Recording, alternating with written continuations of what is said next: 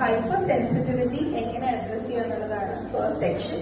അപ്പോൾ ഒന്നാമത്തെ എനിക്കിത് വളരെ ന്യൂ ഏരിയ ആണ്. അപ്പോൾ എൻ്റെ ഗ്രൂപ്പിലുള്ള ആൾക്കാരുടെ എക്സ്പീരിയൻസും എല്ലാം കൂടെ ഷെയർ ചെയ്തിട്ട് ഡിസ്കസ് ചെയ്തിട്ടാണ് നമ്മളിപ്പോൾ ഈ പോയിന്റ്സ് ഉണ്ടാക്കിയിരിക്കുന്നത്. So standing on one foot is one of the activities that we discussed. അത് സ്റ്റാറ്റിക് ബാലൻസ് ഇംപ്രൂവ് ചെയ്യാനുള്ള ഒരു ആക്ടിവിറ്റി ആയിട്ട് ഫോക്കസിങ് ഹൈപ്പർ സെൻസിറ്റിവിറ്റി.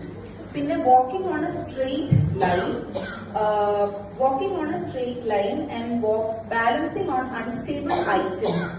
അതായത് അൺസ്റ്റേബിൾ ആയിട്ടുള്ള ബോർഡ്സിലും ഒക്കെ ബാലൻസ് ചെയ്ത് നടക്കുമ്പോൾ ഹൈപ്പർ സെൻസിറ്റിവിറ്റി അഡ്രസ് ചെയ്യാൻ പറ്റുന്ന ആക്ടിവിറ്റീസിന്റെ ലിസ്റ്റിൽ അതും ഡിസ്കസ് ചെയ്തപ്പോൾ പറഞ്ഞു.